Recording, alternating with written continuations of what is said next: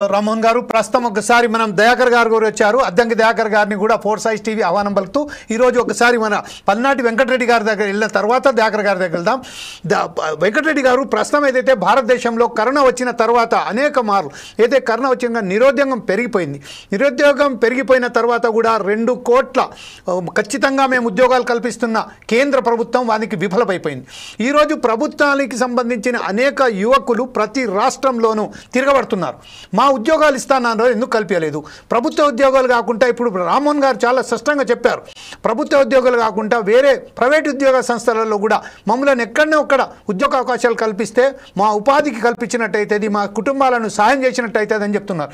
ఈ విషయంపై కేంద్ర ప్రభుత్వం తీసుకున్న నిర్ణయాలపై మీరు ఎలా విశ్లేషిస్తారు, మీరే స్పందిస్తారండి? జమీల్ గారు, ముందుగా మీకు ఫోర్ సైజ్ టీవీ ప్రేక్షకులకి, అలాగే అన్న అద్దంకి దయాకర్ గారికి, రామ్మోహన్ రావు గారికి, సోదరుడు దత్తాత్రేయ గారికి, సమీర్ గారికి నమస్కారం. అయితే మనం తెలంగాణ రాష్ట్రం తెచ్చుకోవడానికి కారణం మనకు తెలుసు, మళ్ళీ చెప్తా ఉంటాం, ట్యాగ్ లైన్ ఒక నీళ్లు నిధులు ఉద్యోగాలు అని చెప్పేసి. కానీ ఉద్యోగాలకు మన తెలంగాణ రాష్ట్రం వచ్చాక మన నిరుద్యోగులకి ఎంతమంది అయితే ఉన్నారో తెలంగాణ రాష్ట్రంలో ఎంతో కొంత ఉద్యోగ భద్రత కల్పించబడుతుందని చెప్పి అందరూ అనుకున్నాం. కానీ తెలంగాణ రాష్ట్రం వచ్చిన తర్వాత బీఆర్ఎస్ పార్టీ అధికారంలో ఉంది. 9.5 సంవత్సరాలు వారు రకరకాలుగా చెప్పారు, ఎట్టి పరిస్థితుల్లో లక్షల ఉద్యోగాలు తెలంగాణ బిడ్డలకి వస్తాయని చెప్పి వాళ్ళు కూడా, కేసీఆర్ గారు కూడా అనేక మార్లు చెప్పారు చెప్పాలని. కానీ అక్కడ వచ్చింది తక్కువ కానీ చెప్పింది ఎక్కువగా కనిపించింది. అలాగే ఉద్యోగుల్ని మరొకసారి వాళ్ళు కూడా మోసం చేసి, మరి మోసం చేసిన తర్వాత ఏదైతే మళ్ళీ కాంగ్రెస్ పార్టీ మేము ఎట్టి పరిస్థితుల్లో మాకు ఒక అధికారం కల్పించండి, మేము అధికారంలోకి వస్తే సంవత్సరానికి 2 లక్షల ఉద్యోగాలు ఇస్తాం, జాబ్ క్యాలెండర్ రిలీజ్ చేస్తామని చెప్పి కాంగ్రెస్ పార్టీ అధికారంలోకి వచ్చిన తర్వాత ఇప్పుడు దాకా మరి అంతకుముందు చూసాం, వాళ్ళు ఫైట్ చేసి బయటికి రోడ్ల మీదకి వచ్చి ఫైట్ చేసే దాకా కాంగ్రెస్ పార్టీ పట్టించుకోలేదు. తర్వాత మళ్ళీ ఏదో కొంత జాబ్ క్యాలెండర్ రిలీజ్ చేసుకుంటూ ఇప్పుడు దాకా మళ్ళీ కూడా దాని గురించి కూడా పట్టించుకోలేదు. నేనేమంటున్నానంటే, కాంగ్రెస్ పార్టీ అధికారంకు రావాలన్నా, బీఆర్ఎస్ పార్టీ అధికారంకు రావాలన్నా ఒకటే ఒక్క మహిళలతో పాటు, మహిళలు కానీ, వృద్ధులు కానీ, రైతులు కానీ, రైతు కూలీలు కానీ, వాళ్ళతో పాటుగా ఇంకొక ముఖ్యమైన అంశం ఏంటంటే నిరుద్యోగులు పోరాటం చేస్తేనే, నిరుద్యోగులు బలిదానం చేసుకుంటేనే, నిరుద్యోగులు వాళ్ళ ఆశల కోసం కష్టపడితేనే ఈరోజు తెలంగాణ రాష్ట్రం తెచ్చుకున్న తర్వాత కూడా మరి ఇప్పుడు వరకు వాళ్ళకి కనీస భద్రత, కనీసం ఉద్యోగాలు ఇవ్వట్లేదు అంటే డెఫినెట్ గా ఏదో ఒక మరి మనం తెలంగాణ రాష్ట్రం ఎందుకు తెచ్చుకున్నాం? తెలంగాణ రాష్ట్రంలో ఉమ్మడి ఆంధ్రప్రదేశ్లో అదే మోసం జరిగింది. ఇప్పుడు కూడా వాళ్ళు అదే మోసపోతా ఉన్నారు, అదే విధంగా మోసపోతా ఉన్నారు.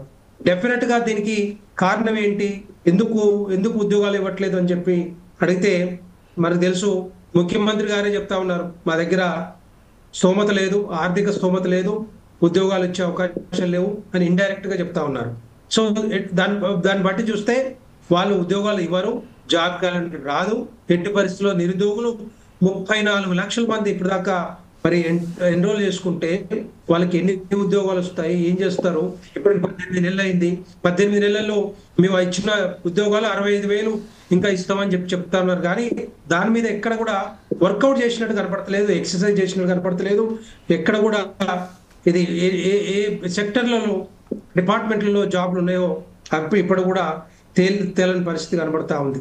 ఇప్పటికైనా కూడా నిరుద్యోగులు ఇప్పటికీ ఎదురు చూస్తా ఉన్నారు. ఎట్టి పరిస్థితుల్లో మా జాబ్ క్యాలెండర్ మాకు అమలు చేయండి, 2 లక్షల ఉద్యోగాలు అమలు చేయండి, కనీసం 5 సంవత్సరాల్లో ఒక 5-6 లక్షల ఉద్యోగాలన్నా కనీసం వచ్చే అవకాశాలు ఉంటాయని ఆలోచిస్తా ఉన్నారు, ఆశపడతా ఉన్నారు. కానీ ఆశలు మొత్తం కూడా మరి అడియాశలు అవుతా ఉన్నాయి. ఎట్టి పరిస్థితుల్లో కాంగ్రెస్ పార్టీ దీన్ని సీరియస్ తీసుకొని 6 గ్యారెంటీల్లో ఏవైతే మరి దాన్ని తొంగలో దొక్కుతా ఉన్నారో ఆ 3 తప్ప మిగతా అన్ని కూడా 13 అంశాలు ఉంటే ఆ 3 అంశాలు మాత్రమే అమలు చేస్తున్నారు తప్పితే ఇంకా 10 అంశాలు అట్లాగే ఉన్నాయి. రైతులకు కానీ, రైతు కూలీలకు కానీ, తర్వాత నిరుద్యోగులకు కానీ, నిరుద్యోగ భృతి కానీ, మహిళలకు 2,500 కానీ, వృద్ధులకి 4,000 రూపాయల పెన్షన్ కానీ, రకరకాలుగా మరి హామీలు ఇచ్చారు, హామీలన్నీ కూడా తొంగలో తొక్కుతా ఉన్నారు తప్పితే ఎక్కడ కూడా ముందుకు పోయే పరిస్థితి కనపడట్లేదు. దాంతో పాటుగా అదే నిరుద్యోగులు కూడా ఎదురు చూస్తా ఉన్నారు. నేనేమంటున్నంటే నిరుద్యోగ ఏదైతే అన్ఎంప్లాయ్మెంట్ తగ్గాలి అంటే ప్రభుత్వ ఉద్యోగాలే కాకుండా బిఏ బీకామ్లు బిఎస్సీలు కాకుండా ఎట్టి పరిస్థితుల్లో అక్కడ కొంత ప్రొఫెషనల్ కోర్సులు కానీ ప్రొఫెషనల్ గా మనం కాలేజీలు స్టార్ట్ చేసి అక్కడ మన వాళ్ళు తీసుకొని వస్తే కొంత అట్లీస్ట్ మనం డైవర్ట్ చేయొచ్చు. రెండవది ఏంటంటే వాళ్ళకి కొంత సపోర్ట్ చేసుకుంటూ చిన్న పరిశ్రమలు పెట్టుకోవడానికో చిన్న కంపెనీస్ పెట్టుకోవడానికో అలాంటి సెల్ఫ్ సపోర్టెడ్ ఏదైతే ప్రోగ్రామ్స్ ఉంటాయో అట్లాంటివన్నీ కూడా స్కిల్ డెవలప్మెంట్ ప్రోగ్రామ్స్ కింద నేర్పిస్తే డెఫినెట్ గా వాళ్ళకు కొంత తగ్గే అవకాశాలు ఉంటాయి. కానీ ఈ బిఏ బీకామ్ బిఎస్సీలు ఏదైతే రెగ్యులర్ గా చేస్తా ఉన్నారో సంవత్సరాలు కొద్దిగా 20% వాటిలో కొంత దాన్ని తగ్గించుకుంటూ పోతే అట్లాంటి వాటి మీద ప్రభుత్వాలు కూడా కాన్సన్ట్రేట్ చేయాలి. రకరకాలుగా ఈ విధంగా కాన్సన్ట్రేట్ చేస్తేనే రేపొద్దున ఈ అన్ఎంప్లాయ్మెంట్ తగ్గే అవకాశాలు ఉంటాయి తప్పితే మరి 34 లక్షల మందికి గవర్నమెంట్ ఉద్యోగాలు రావాలంటే అది అంత ఇంపాసిబుల్. ఎక్కడైనా కూడా భారతదేశంలో కానీ లేకపోతే తెలంగాణ రాష్ట్రం కానీ మిగతా రాష్ట్రాలు కానీ ఎక్కడ కూడా అంత ఇచ్చే అవకాశాలు లేవు. కాబట్టి వాటి మీద ఫోకస్ కాకుండా స్కిల్ డెవలప్మెంట్ ప్రోగ్రామ్స్ నేర్పించుకుంటూ రకరకాల ప్రొఫెషనల్ కోర్సుల్లో జాయిన్ చేయించుకుంటూ పోతే మాత్రం వాళ్ళకి సపోర్ట్ చేయాలి. డెఫినెట్ గా వాళ్ళకి సపోర్ట్ చేయాలి. ఎందుకంటే తమిళనాడు రాష్ట్రం ఈ విధంగా జరుగుతా ఉంది. అది జరుగుతాయి ఇచ్చుకుంటూ పోతూ ఏదైతే గవర్నమెంట్ ఉద్యోగాలు ఉన్నాయో అవి ఫిలప్ చేసుకుంటూ మిగతా ప్యారలల్ గా మిగతా వాటి మీద కూడా కాన్సన్ట్రేట్ చేస్తే ఎట్టి పరిస్థితుల్లో కొంత వాళ్ళకి సపోర్ట్ చేసేట్టు కనపడతాం. వెంకటరెడ్డి గారు ప్రస్తుతం